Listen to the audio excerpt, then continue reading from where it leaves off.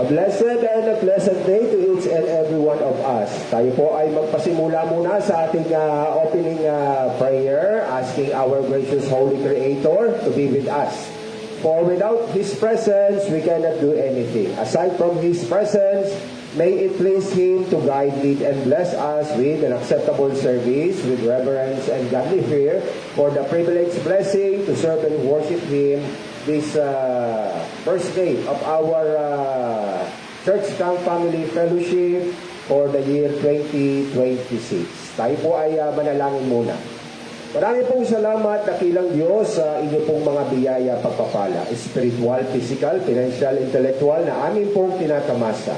Dagdag pa po ang pasasalamat sa tulong, biyaya, ang guidance leading sa lugar po na ito, at ang provision para po maipa-reserve, at salamat po sa biyaya rin na kaingatan sa bawat isa sa biyahe hanggang sa makarating po sa lugar na ito na may kaingatan.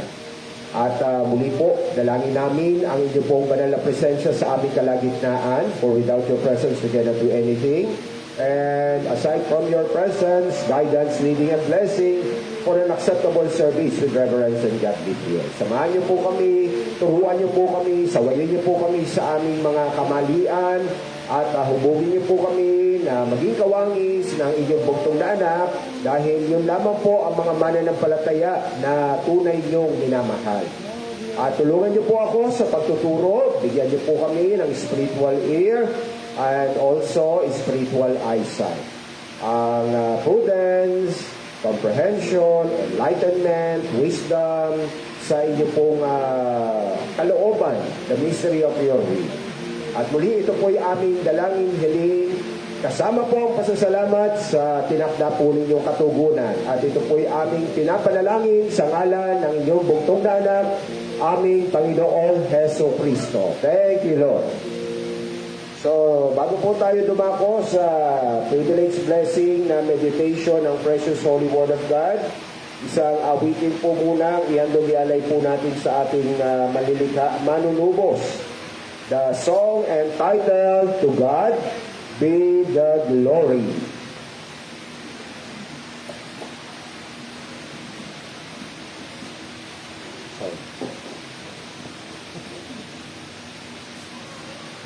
Ito po tayong lahat. Balikin po natin ang To God Be the Glory.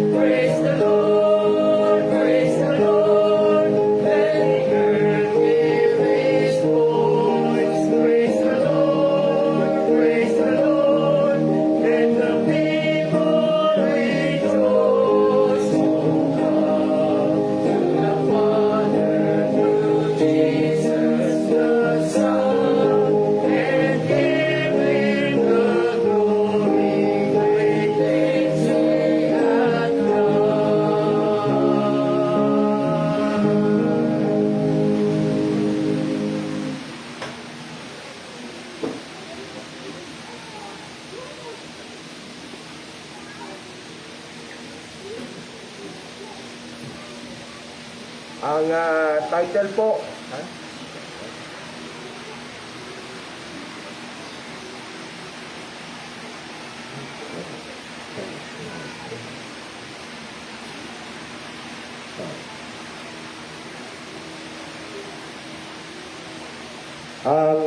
title ng ating pong meditation, God's message para po sa ating Thursday.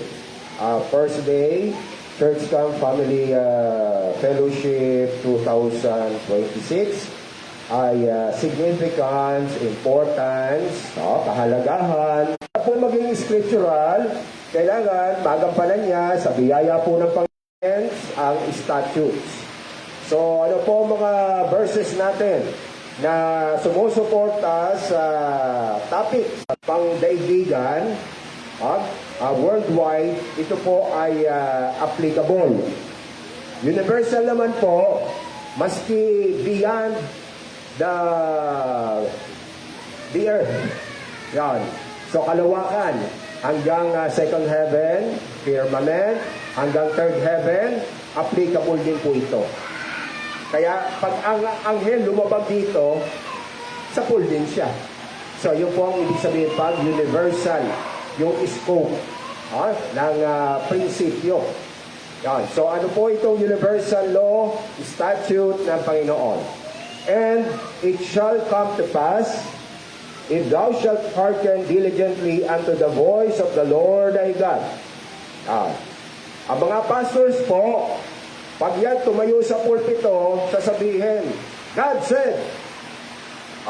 Pero hindi po lahat ng pastor ay nagsasabi nung talagang pinasasabi ng Panginoon.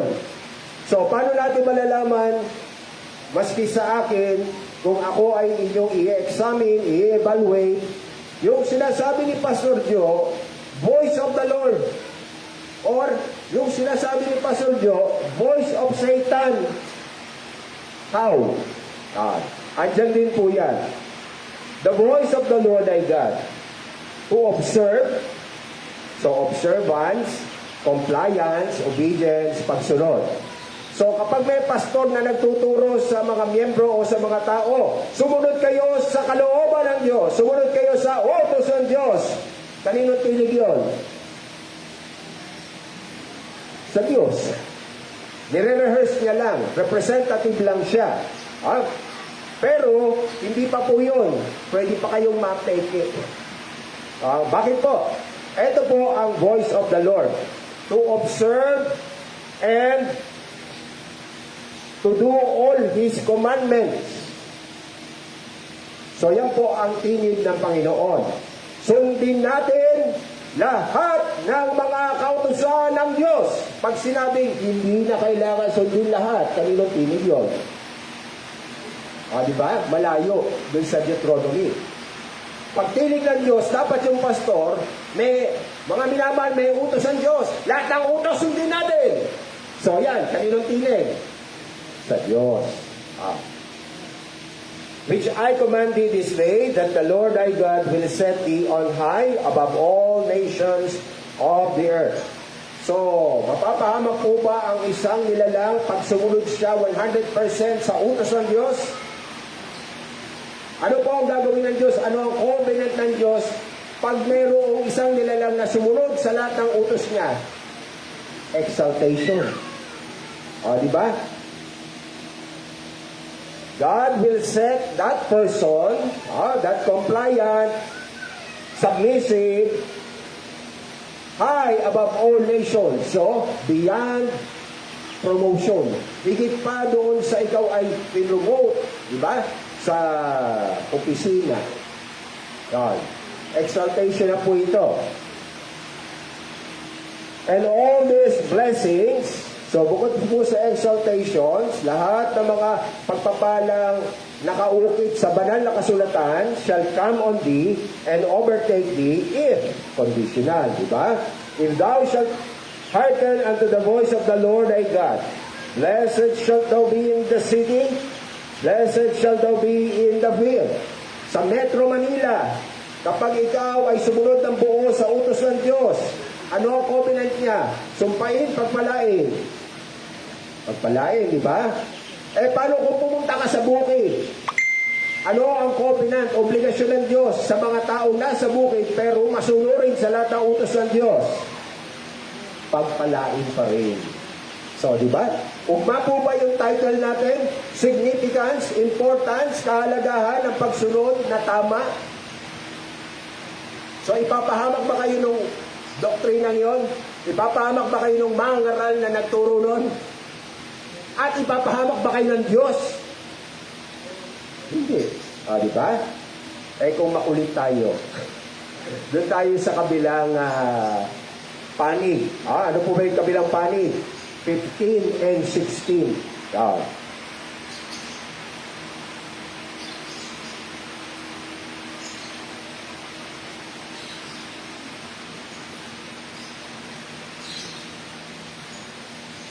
Hindi po tayo umalis ng aklat, Deuteronomy pa rin. Hindi po tayo umalis ng kapitulo, chapter 28 pa rin. So, ibig sabihin ito ay contextual.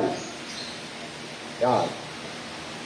But it shall come to pass if thou, meski Hudyo ka pa, if thou will not hearken unto the voice of the Lord thy God. Muli, ano po mo ang voice of the Lord thy God? So, pangalawang beses na po, di ba? Pagbibigay emphasis. To observe, to do all His commandments. Lahat. Diba? And His statutes which I command thee this day, that all these curses shall come upon thee and overtake thee. Cursed shalt thou be in the city, cursed shalt thou be in the field. Kaya kapag sumunod po ako sa Diyos sa kanyang mga utos ng 90%, ano ang obligasyon ng Diyos gawin sa akin? 90%.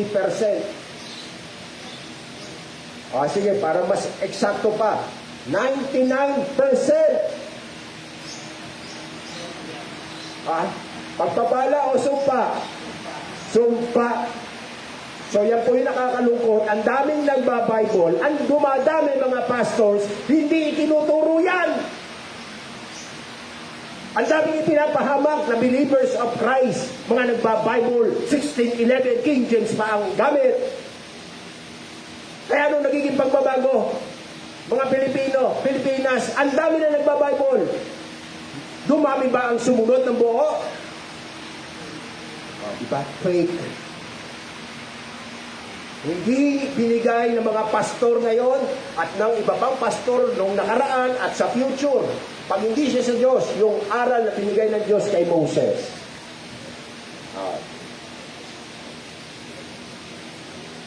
Grabe naman yun. 99% susupain pa rin ako. Yung pastor nyo, ang gamit Old Testament, niloloko kayo niyan. Tingnan nyo yan ang New Testament principle dapat. Bibigyan ba natin? Bibigyan natin.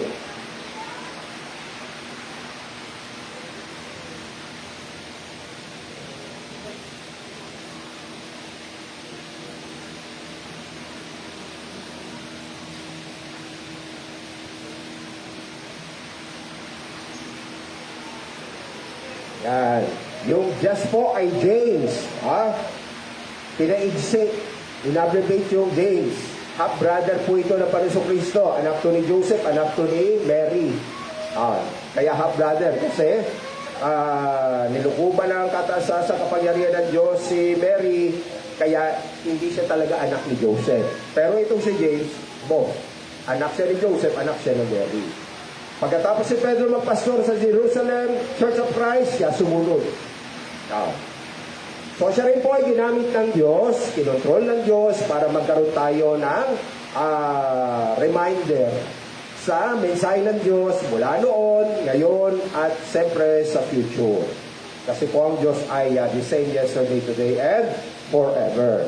So ano po ang mensahe tinanggap ni James? At ang James po, saan kabilang na aklat? Old Testament po ba o New Testament? New Testament po siya. Sakop tayo, bagong tipan. Tingnan niyo po ang mensahe ng Diyos sa panahon ni James na nasa bagong tipan. For whosoever shall keep the whole law, dahil alam niya yung significance of scriptural submission, and yet offend in one point, he is guilty of all. Sa korte, pag sinabi ng judge, guilty beyond any reasonable doubt, ano mangyayari doon sa akusado? By may sentensya na yun, paparusahan na yun. So ganun din po sa New Testament. Lahat ng tao, lahat na nagbabible, lahat ng pastor, kapag may nalabag na isa, presentensyahan o pagpapalain. Presentensyahan po. Ano ang sentensya? I will command all of my curses to overtake thee. Ikaw ay sinumpa in the city. Thou shalt be cursed in the field. Wala akong matatakasan ng tao. Sa galit po ng Diyos. So, napaka-importante, ano po? So, tingin po tayo ng totoo ba yung mensahe niya? Abay, nasa Bible po yan eh. One jot or one tittle shall in no wise pass from the law till all be fulfilled.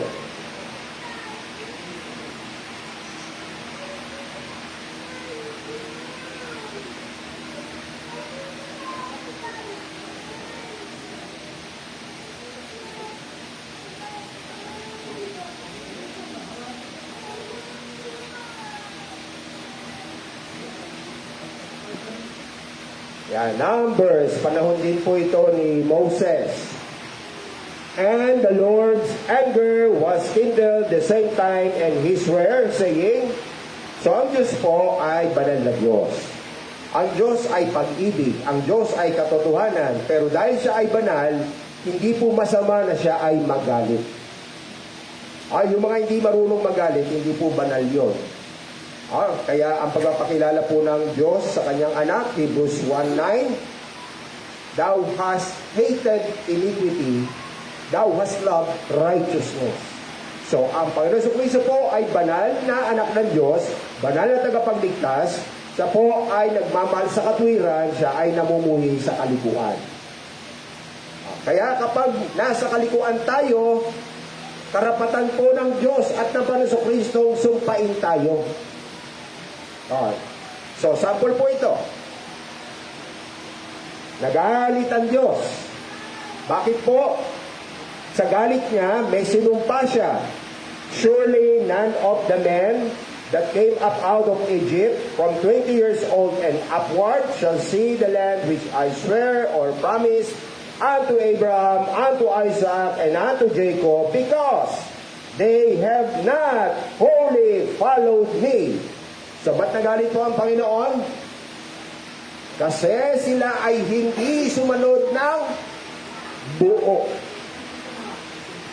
So, meron po bang harmony doon sa James 2:10? Meron. Walang contradiction. Bakit na ituturo pala ni Moses? Na ituro, na-rehearse din ni James. Ba't hindi ko narinig yung mensahe yan? Biyaya lang po. Pag dinuso ng Diyos, yung iba binibingi pa. Binubulag pa nga, pinatitigas pa puso. Bakit? Abay, sino mang hindi po tumanggap at magmahal ng katotohanan, ang sabi ng Diyos, I will send strong delusion that you should believe a lie. Lagot.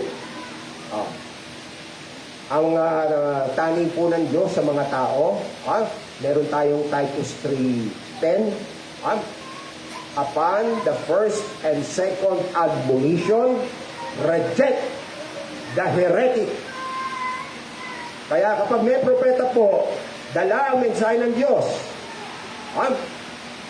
hindi pinaniwalaan, unang bahagi. Pangalawa, binigyan ng tsansa ng Panginoon, makapakinig uli ng aral ng Diyos. Kontra na naman, nag-o-oppose, nagre-reject, nagre-resist, lagot na siya. Hindi siya hahabulin ng Diyos lagi, forever, na, anak, aking nilikha, yan ang tamang doktrina. Wala. Tutuldo ka na ng Diyos.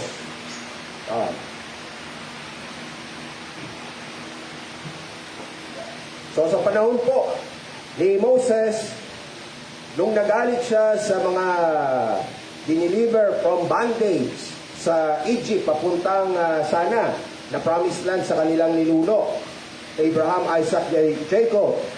Meron din pong 20 years old and above na hindi namuhi, hindi nagalit ang Diyos. Nasa verse 12. So, safe. Maliban kay Caleb, hindi ako galit sa kanya. The son of Jephunneh, the Kenizzite, and Joshua, the son of Nun. Hindi rin ako galit kay Joshua. Bakit po? For they, Caleb and Joshua, have wholly followed the Lord.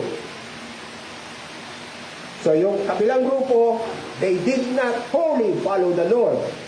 Joshua and Caleb, they did wholly follow the Lord. And the Lord's anger was kindled against Israel, and he made them wander in the wilderness 40 years until all the generation that had done evil.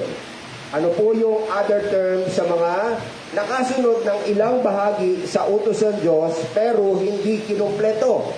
Good or evil? Evil pa rin po. Kaya muli, maski ako mo, walang exemption dyan Pag ako'y naka 99 ng pagsunod, hindi ko pa kinumpleto na 100%. Anong klaseng pastor ako? Good pastor, evil pastor. Pag kayo, hindi nakasunod ng buo, anong klaseng believer kayo? Good believer, evil believer. Di ba? Yan po. Ganyan kasimple yung aral ng Diyos.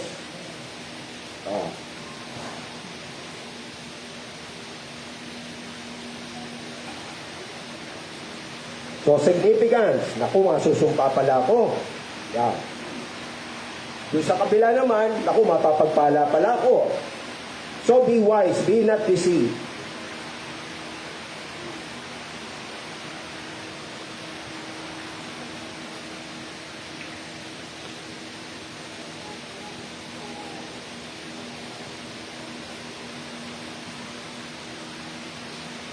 So, muli, balik po tayo.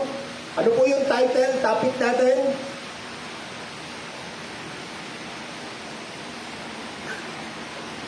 So, significance, importance of scriptural submission. Hindi basta submission. Must be based sa scripture. Dagdag pa po ito. Significance. Not, sabi po ng Panginoon Kristo, kaya kulay pula yung ating text dyan. Hindi siya ninarrate ng mga apostles. Direct statement from the Lord Jesus Christ ng kanyang earthly ministry. So ano po sabi ng Panginoon Kristo sa ilan sa kanyang mga pangaral? Not everyone that saith unto me, Lord, Lord, shall enter into the kingdom of heaven, but he that doeth the will of my Father which is in heaven. So kanina, panglupa. Ano ang essence, significance ng pagsunod? Ibe-bless ka. Sa syudad, sa probinsya. Punta naman tayo dun sa kabilang dimension. Paano kung wala ka na sa lupa? Namatay ka na. Tapos hindi ka nakasunod ng kompleto sandal. Ayan ang sagot. Maski tumatawag ka pa sa akin, maski mananampalataya ka pa, maski baptize ka pa, maski pastor ka pa, pag hindi ka nakasunod ng buo, hindi ka pwede pumasok sa langit. Makatakot naman. Kita nyo, dami nagbabible pero yung gift of God, na fear of God, ba't wala sa mga believers? Iba kasi yung mensahe. Many will say to me in that day, Lord, Lord, have we not prophesied in thy name? Sino yan? Miyembro o preacher? Nagpo-prophesy, di ba mangaral yan? Diba? And in thy name have cast out devils. May power pa, magpalayas ng mga demonyo. Huwag nga lang yung sa sarili niya. And in thy name done many wonderful works, mga healing, crusades. And then will I profess unto them, I never knew you. So yung pong you, I love. I never love you. Truth hurts. Ang gusto po ng mga tao, John 3:16, for God so loved the world, lahat ng tao sa mundo mahal, hindi po totoo yun. Abay, kung lahat ng tao mahal, bakit may impyerno? Bakit may mangangaral at bakit may mananampalataya tumatawag sa kanya, itataboy niya kung lahat mahal? Ang liwanag, I never love you. Kailanman, hindi ko kayo minahal. So, sino ang mga tao, sino ang mga believers, sino ang mga preachers na hindi minahal at hindi minamahal at hindi mamahalin ng Diyos? Sila po yung mga nakikinig ng aral ng Panginoong Jesus. Uli, sino po yung mga hindi mahal na itataboy, hindi pwede sa langit? Mga nakikinig ng aral ng Panginoong Jesucristo. Pastor, bakit ka nagturot? Ba't kami nakikinig? Ang itatapon pala yung mga nakikinig. Saan mo naman kinuha yun?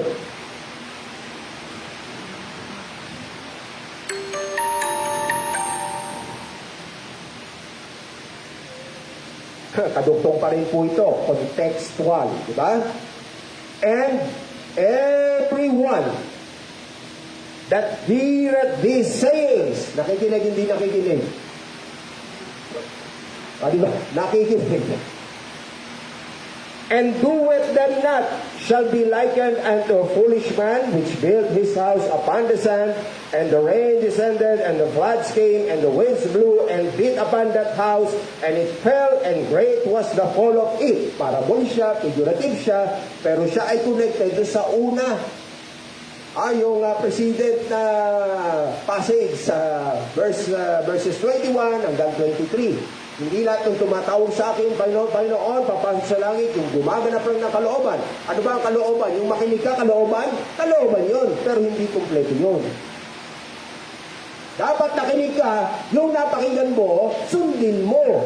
Pero kung puro pakinig ka lang, head knowledge lang, tapos pag may tanong, sumasagot ka, ay, ang galing niya. Lahat yata ng tanong sa Bible, nasasagot niya. Ang tanong, lahat ba ng utos na gagawa mo? Yun po ang iniquity. Ang iniquity ay ang pakikinig sa salita ng Diyos pero hindi susunod. Believers, preachers, sama mo lahat ng uri ng Baptist. Basta hindi masunurin, impyerno lahat yan. Hindi lang ibang sekta na professing Christian. Even Baptist, wala pong accepted yan. God has no respect of person. So, tayo po ay pumunta sa mga practical na utos na atin pong dapat i-apply ngayon. Yan. Ano po ba yung mga hindi po natin mailalatag lahat ng utos. 3 days, 2 nights lang tayo dito.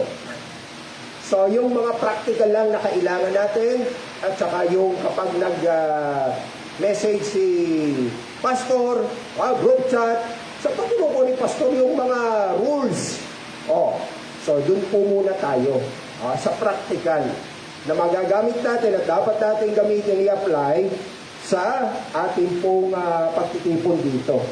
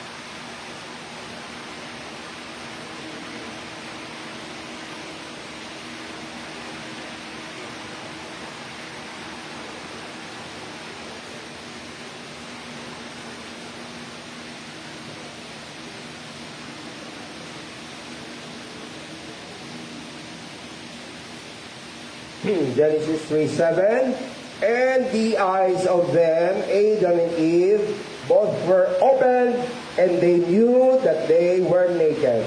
And they sewed fig leaves together and made themselves aprons. So, nung sila po ay nagkasala, sinuway nila ang Panginoon, huwag kakain ng bunga ng punong kahoy ng knowledge of good and evil. So, sila po ay nasumpa ng spiritual deadness, spiritual death. At ang isa pong nag-manifest noon ay nakita nila, tayo pala ay hubad. Kaya ano po ang ginawa ng mag-asawa? Gumawa po ng mga dahon-dahon, pinagdikit-dikit, pinagtahi-tahi, at gumawa ng aprons. So sa kanilang kaugaran, sila po ay nagdamit. At ang ginamit po na materyales, mga dahon.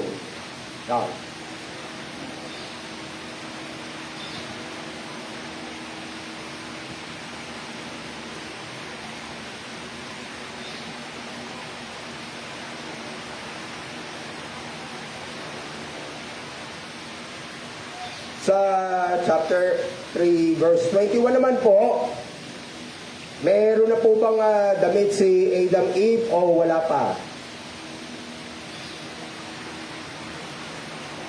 Yung apron, yung leaves.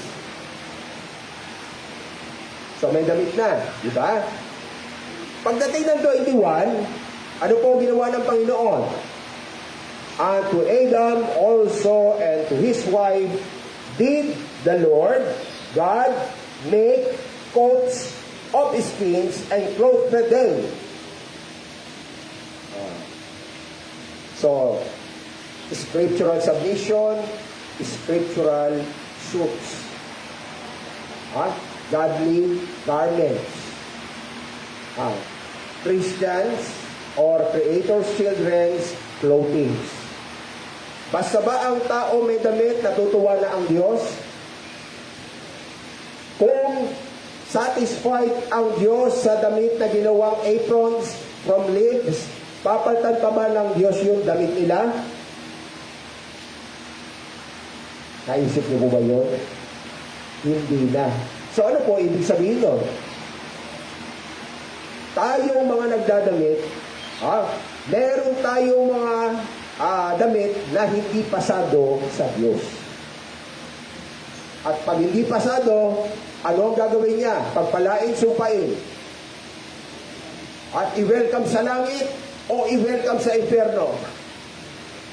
Welcome, itapon sa inferno. So yan hindi pa alam din ng mga nagbabaybon. Paano ko I accepted the Lord Jesus Christ being my personal Lord and Savior? Yung in-accept mo, Brad, sis, Satan's Jesus. Jesus ni Satanas. Pag hindi mo alam yung mga practical godliness. Meron bang ganun? Pupunta ka sa 2 Corinthians 11:4. Hindi. Ako'y nangangambang maiharap kayo as a chaste virgin to Christ. Bakit? Tinanggap niyo yung ibang mangaral na ang dala, ibang Jesus, ibang Ebanghelyo, ibang Espiritu. Napadala ni Lucifer, nag-transform sa angel of light, at ang kanyang mga ministers nag-transform sa ministers of righteousness. Dala-dala Jesus din. Dala-dala Bible din, King James. Pero hindi tuturo sa iyo ang mga patakaran ng Diyos. Hindi tuturo sa iyo ang kalooban, kautusan ng Diyos. So ano po ang mga godly example? Para hindi lang ako may damit na ako, ang Diyos ay natutuwa pa sa akin at sa damit ko.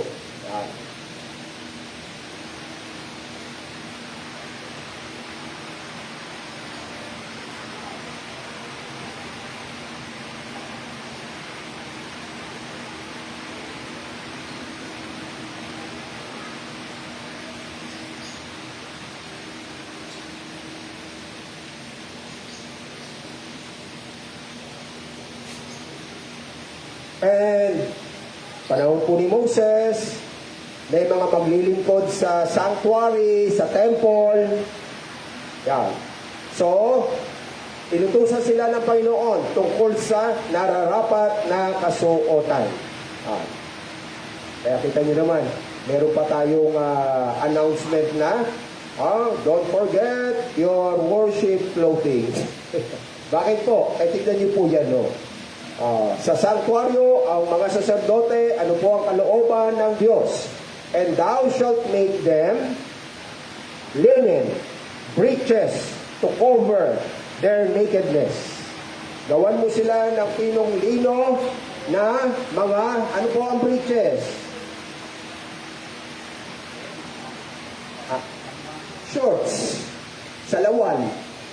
Yan. So, ang pinakaunang pang-cover ng nakedness po ng katawan sa kalooban ng Diyos, yung undershirt. Yan, yung underwear. Yun ang pinakaunang pang-cover sa nakedness. Yan. So, ano po bang parte ng katawan ang gusto ng Diyos na huwag hubad?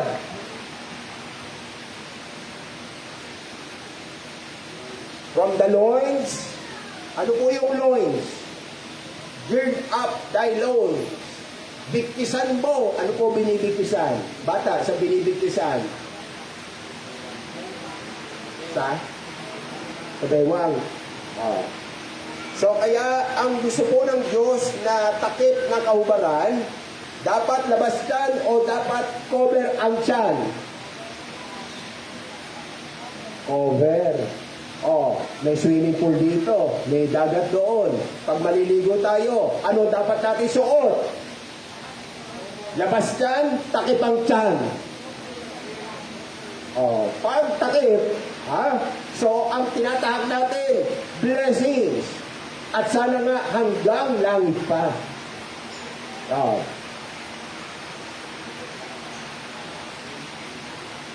Bukod po sa matatapan ang mga bewang, even unto ties. Ano ang Tagalog po ng ties? Mga hita.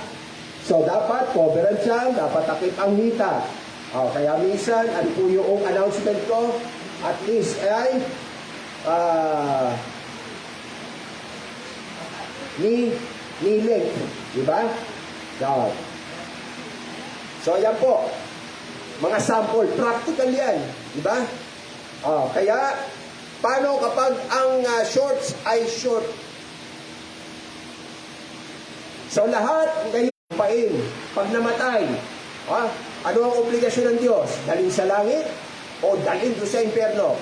So, ganun po kasimple ang aral ng Diyos. So, kaya, klaro na po yan.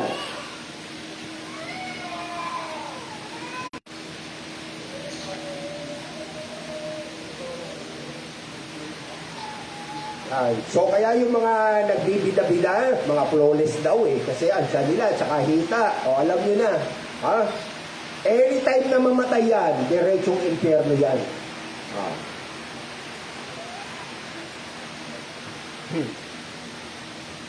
So, ang Panginoon po na ipako na sa krus sa John 21, nalibing na at nabuhay na maguli. Yan. So, ano po ang nangyari? So, nagpakita siya sa mga disipulo. Sila Apostol Pedro, ng isda, ng hatak pa. At sumama naman yung iba pang apostol. At wala po silang nahuli. Kinaumagahan, nasa pampanga pa ni Kristo. Yun ang eksena po rito. Therefore, that disciple whom Jesus loved, Apostle John, kasama sa pangingisda ni Apostol Pedro, saith unto Peter, Peter, yung nasa pangpang na kumakausap sa atin, Panginoon Jesus yun. It is the Lord. Now, when Simon Peter heard that it was the Lord, paalala, ni-remind siya ni Apostle John, ano ang ginawa ni Peter? He girt his fisher's coat. Mangingisda siya, kaya meron siyang balabal, may kasuotan siya ng pang-mangingisda. Yan. So may damit siyang pang-mangingisda. At bakit niya naman po isinuot yung damit niya na pangisda. For he was what? Naked. So ano po ba ang turo ng Panginoon Kristo? Takpan ang kahubaran o bilad i-display ang kahubaran? Takpan. So ito, dagdag na naman po na ano pa ba ang kahubaran na ang gusto ng Diyos ay takpan? Hindi lamang po bewang, hindi lamang po hita. Ano pa? Sa palagay nyo sa eksenang ito? Katawan. Ano ba si Pedro? Babae, lalaki? Hindi nyo alam? Lalaki. Kaya kapag lalaki ba, exempted na, may pool, may dagat, tayo ay mag-swimming, lundag, alisin ang shirt. Alam ba yan? Sabi pa nila, Pilipinas, Christian country. Ba't hindi alam yan?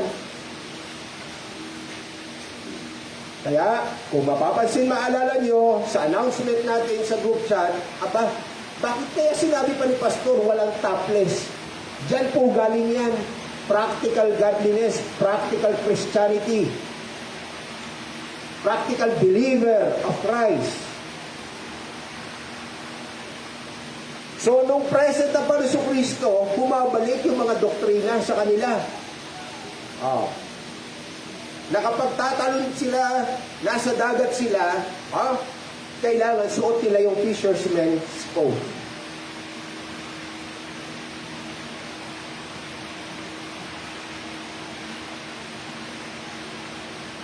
So, dagat na po yan, ha? Yan. Para bang, ikaw naman, dagat na nga yan, maliligo, my ways are not your ways. My thoughts are not your thoughts. Heavens and earth ang distance po ng patakaran, pamantayan ng Diyos sa tao, sa mga pastor at sa mga believer na hindi alam. Kala nila enlightened na sila. Hanggang ngayon, bulag pa rin sila. Patay pa rin sila spiritual.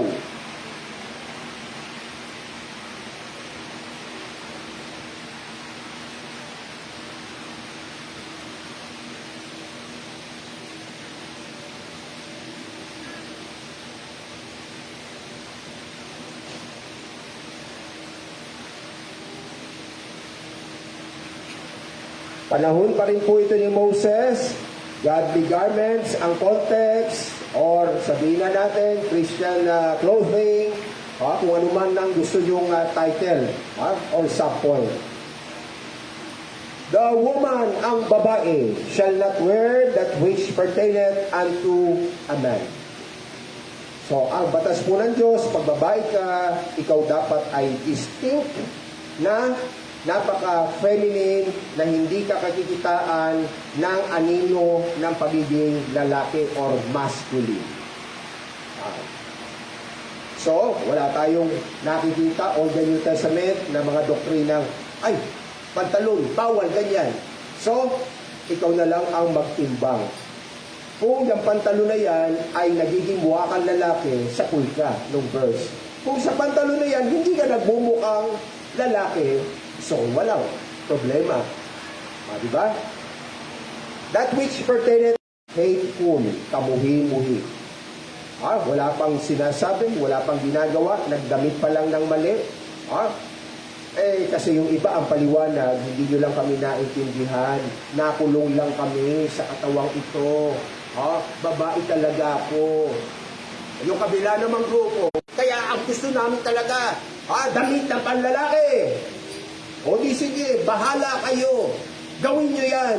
Pero pagbabayaran nyo yan. Miski hindi kayo maniwala sa akin, hindi naman ako mawawalan. Miski hindi kayo maniwala kay Moses, hindi si Moses ang nawalan.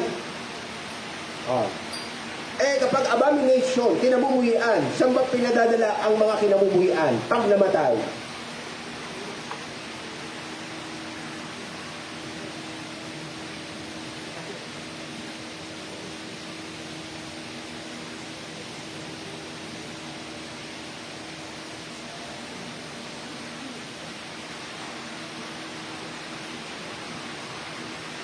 Huling aklat sa Banal na Kasulatan, Binigay po kay Apostle John yung vision, yung dreams.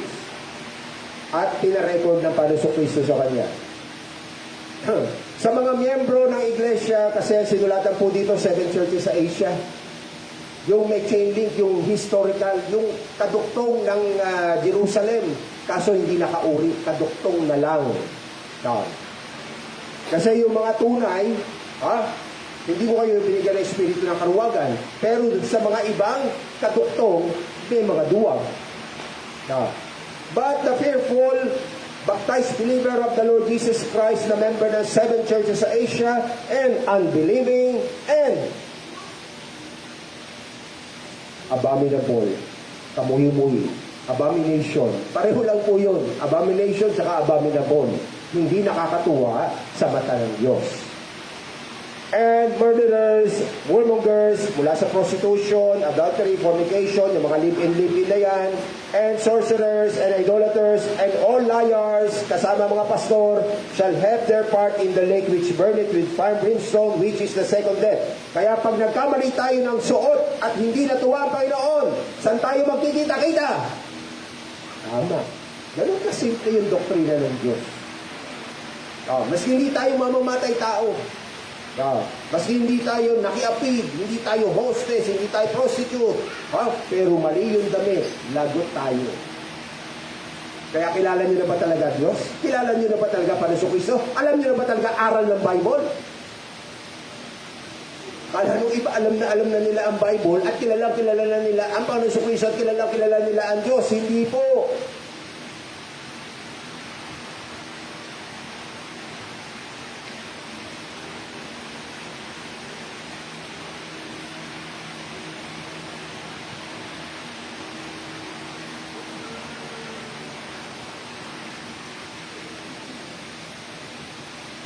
Si Apostol Pablo naman po ang kinontrol ng Holy Spirit at pinadala niya yung mensaheng natutunan niya sa Holy Spirit kay Timothy. Personal epistle siya. Pero pwedeng i-apply sa mensahe sa church. In like manner also that women adorn themselves in modest apparel. Ang suot mo nga, babae ka, pambabae. Pero pwede pa rin pong magalit ang Diyos, sinuot na ng babae yung pambabae. Hindi na siya masilaya ng masculinity, pero pwede pa siyang maging abominable. When? Kapag yung pong suot niyang pambabae ay immodest. Parang immodest. Malalaman mo yan eh. Mga best of friends. Diba? Uy, Desi, kumusta? Yung bago kong nabili, sexy ba ako? So kaya kapag ang lalaki babae nagsusuot, pang lalaki nga yung sa lalaki, pang babae nga yung sa babae, pero may purpose, may goal, may reason, na ano yun? God, ano ba? Macho ba ang dating? Sa isa, macho ba ang dating ko? Yung isa, sexy ba ako? So yun din po, lagot din sa Diyos yun. Bakit po? Pag immodest, pero sabi pa nga, with shamefacedness and sobriety. May kayumian, may kahinhinan, not with broidered hair or gold, pearls, or costly array, na kung saan nagiging self-centered, ano na siya, yung taong parang papansin. Kailangan pagdaan niya. Sino ba dapat mapansin? Tao o Jesucristo? Parang si John the Baptist. He must increase, I must decrease. Miski beyond the camera na ako.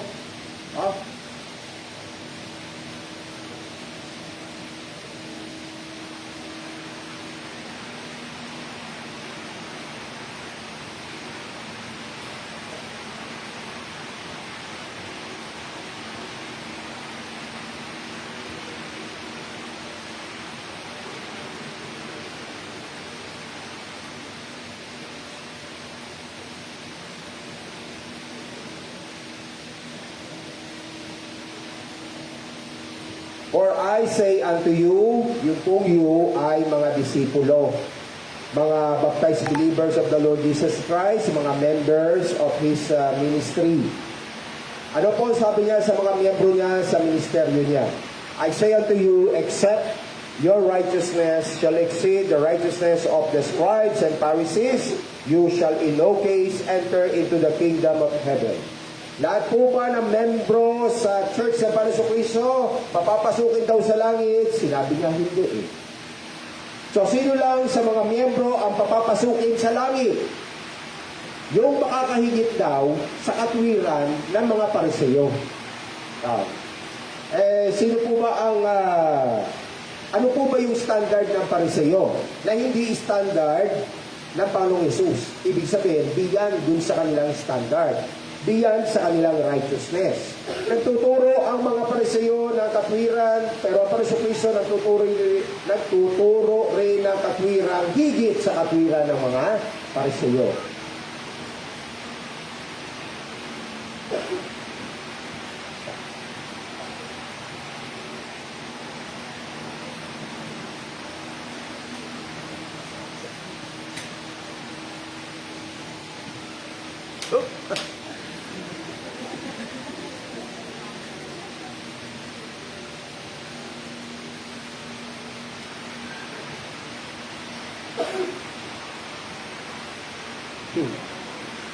You have heard that it was said by them, Pharisees, scribes, of all time, thou shalt not commit adultery. O di ba nagtuturo din ng katwiran ng mga Pariseo? Huwag kayong makigapit, walang libin-libin, walang mga prostitution na relationship. Yan. Wala rin yung mga kapit-kapit. Yan. So, okay ba ang turo ng Pariseo?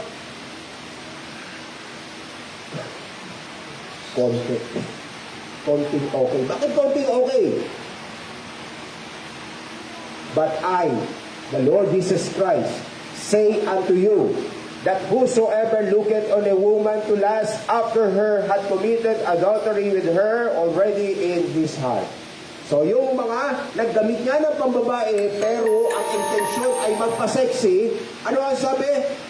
Lagot ka, adulterer ka na kapag mayroong napatingin sa iyo, na-attract sa iyo at nag-isip sa iyo ng mahalay.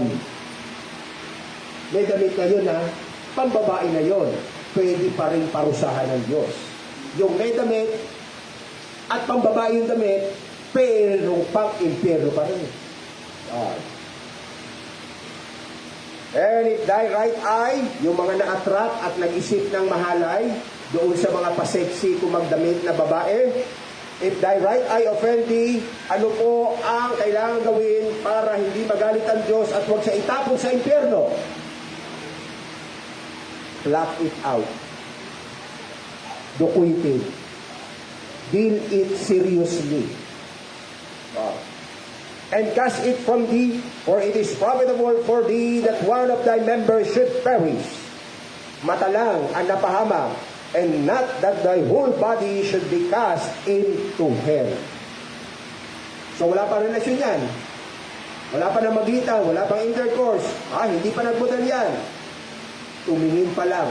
At si babae, candidate din sa impyerno. Bakit? Naluksos siya. So kaya kailangan modest apparel.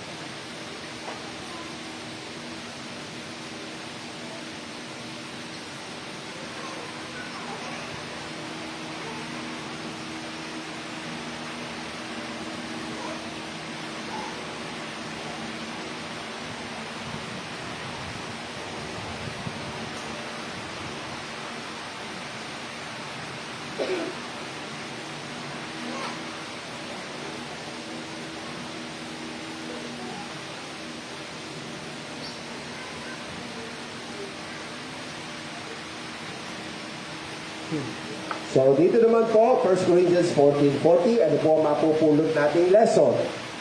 Utos po ng Panginoon, binigay kay Pablo, ni-rehearse sa Corinto, at applicable sa lahat ng New Testament churches of Christ.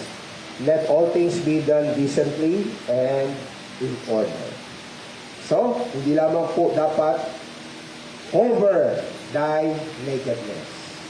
Hindi lamang dapat na lalaki ka, panglalaki ang iyong isuot. Babae ka, pambabae ang iyong isuot. Pero, modest.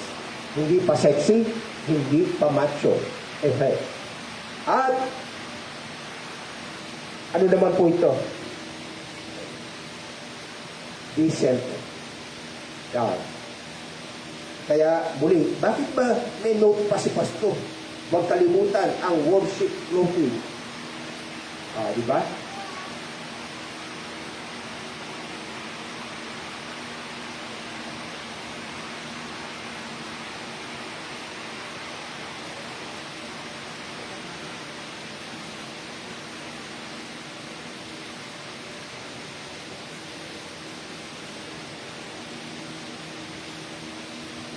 Muli, panahon po ni Moses.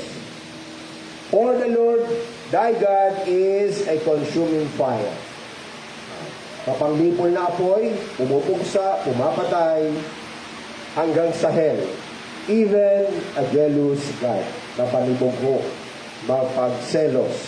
Yan.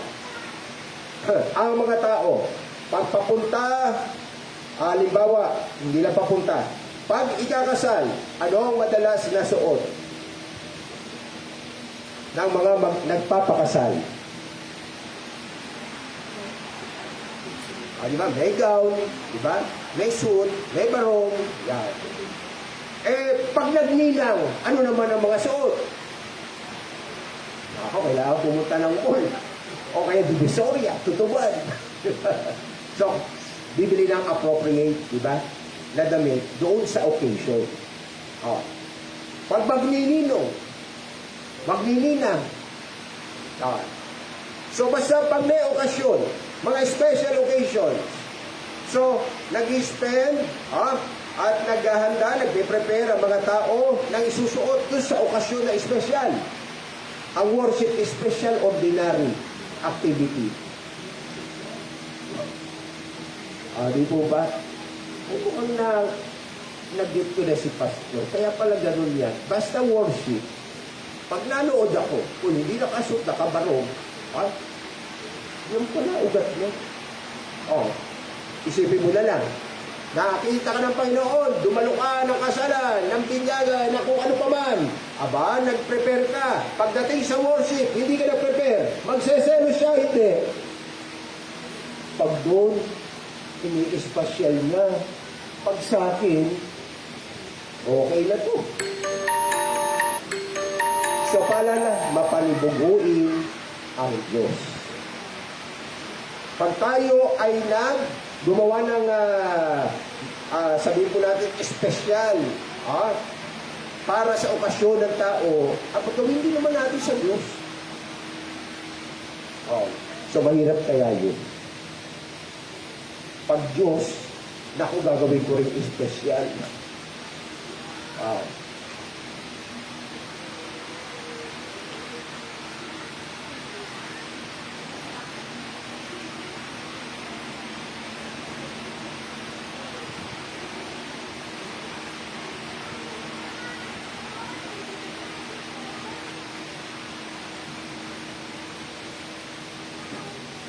But you have not so learned Christ. Nakakalungkot. Historical church, na pagpasturan, na pangaralan nila Apostol Pablo, pero hindi natuto. So, nangyayari po yan. Yan ang realidad. Maski pa pala si Kristo ang nagturo, Apostol Pablo, Pedro, pag hindi po sa Diyos, hindi matututo. Pag wala sa aklat ng buhay, pag hindi elect, hindi chosen, hindi adopted child of God, hindi matututo. Pwede siya maging believer, pero hindi siya matututo. But you have not so learned Christ. If so be that you have heard Him and have been taught by Him as the truth is in Jesus, that you put off concerning the former conversation the old man which is corrupt or evil according to the deceitful lust. Paano pa i-evaluate, i-examine ang isang believer na natuto, may naintindihan, may naunawaan? Huhubarin niya ang masama niyang kalikasan. Ugali na to, hindi na ito damit lang na literal na sinusuot. Character, personality, evil. And be renewed in the spirit of your mind. and that you put on the new man which after God, yung pong after God pattern sa Diyos. Godliness yun. Practical godliness. Is created in righteousness and true holiness. Wherefore, putting away lying. Yung babae, hindi na pa sexy. Hindi na rin nagmumukhang lalaki. Wala nang nire-reveal ng mga naked parts ng kanyang body. Sinungaling. So, okay ba siya sa Diyos? So, kaya dalawang klase pong garment siya na. Yung literal, tsaka yung figurative, yung righteousness, holiness, yung character, personality. Talagang marami pong simbahan, nako, haba ng damit. Pero, kung makapagsinungaling, wagas. Minsan lang naman. Hindi ko naman inulit. Wala rin pong kwenta yun. Yung modest apparel na nag-cover ng nakedness, kung lalaki ka, masculine pa rin ang dating mo, kung babae ka, feminine pa rin ang dating mo, pero kung sinungaling ka, wala na kwenta yun. To speak every man truth with his neighbor, for we are members one of another. Be ye angry and sin not. Isuot daw yung kawangisan ng Diyos. Pagkatapos doon sa huwag kang magsinungaling, ano ang commandment? Na dapat tayo ay gumaya sa Diyos. Maggalit ka! Commandment po yun. Kaya yung po bang galit ay masama? Depende. May dahilan ba? Pag walang dahilan, ikaw yung masama. Pero kung may ibang gumawa ng masama, yun po, mananagot siya sa Panginoon. Dapat po kasi abhor that which is evil, cleave to that which is good. Let not the sun go down upon your wrath. Kung bigyan ng pagsisisi, huwag mo na ang pagtamnan.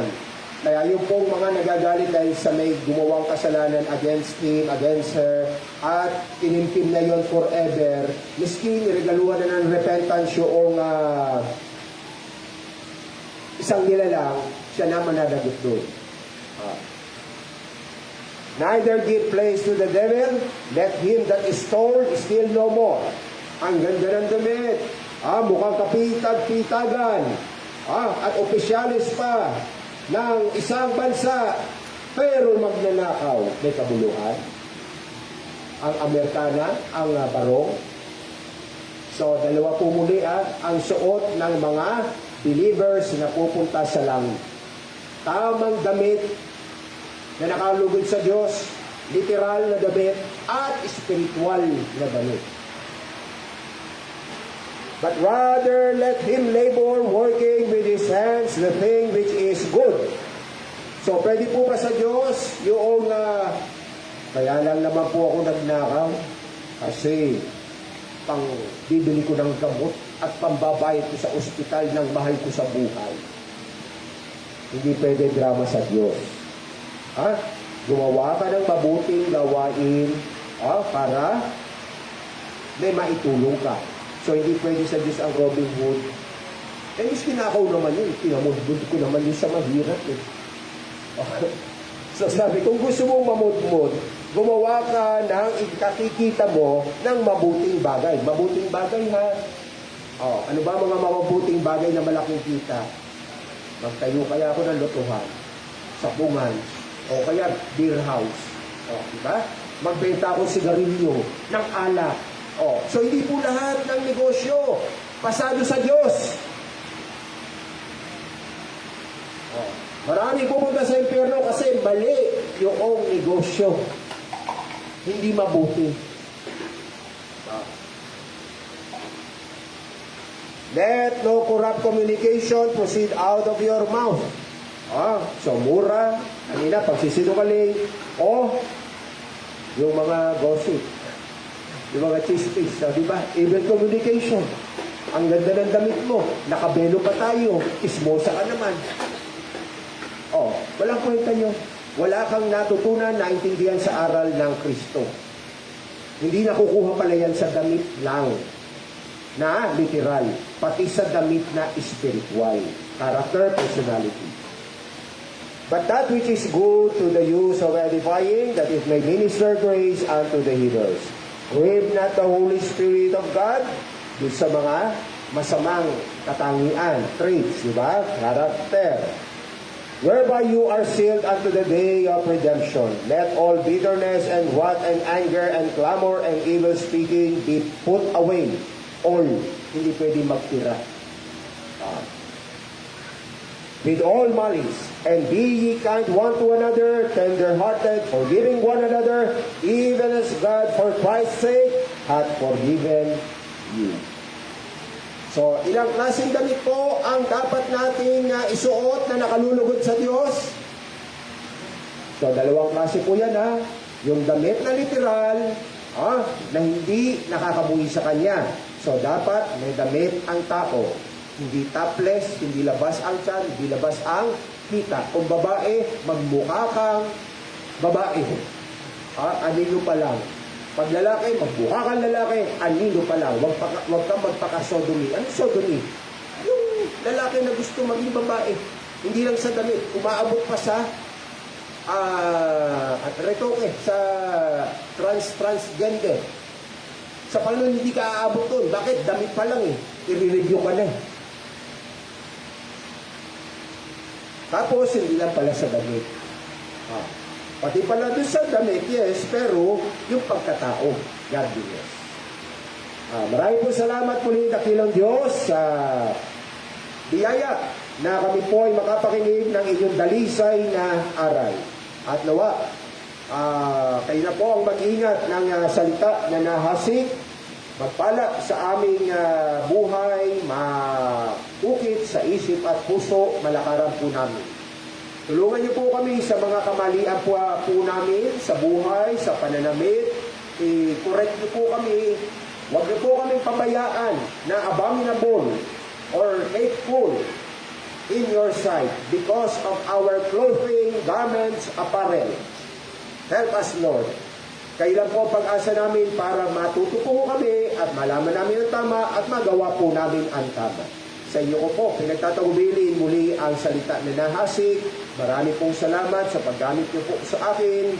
At marami pong salamat din sa mga kapatiran at mga loved ones, mga kasama po namin ngayon sa pagtitipong ito sa Church Camp Family Fellowship 2026. Makabalik po sa inyo lahat ng kapuriang kalwalatian. Dalangin po namin ang lahat sa ngalan ng inyong bugtong na anak, aming Panginoong Jesucristo. Thank you, Lord. So tayo po ay magtapos sa isa pang awiti.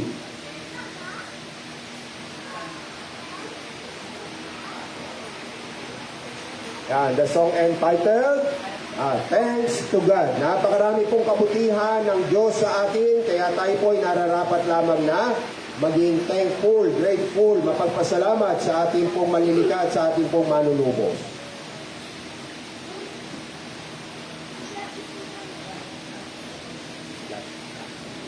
Hawakan mo yung stand. Hawak na yan. Ayan. Kayo po tayong lahat, purihin po muli ang ating banal na Diyos. Sawitin po natin ng thanks to God. Amen.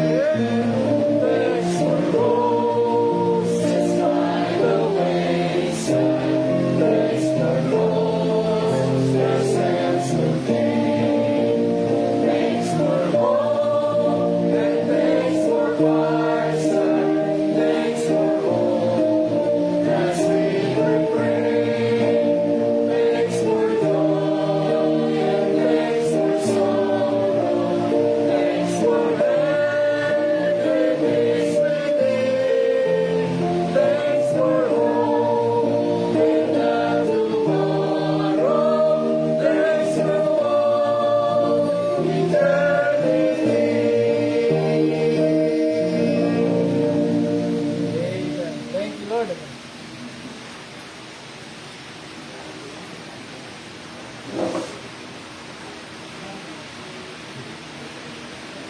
So, tayo po ay magkakaroon na ng free time na. At kung ano ang gusto nyo, fellowship o kung ano man, kumain ay siya pong inyong maari nang gawin. So, magandang hapon po sa bawat isa.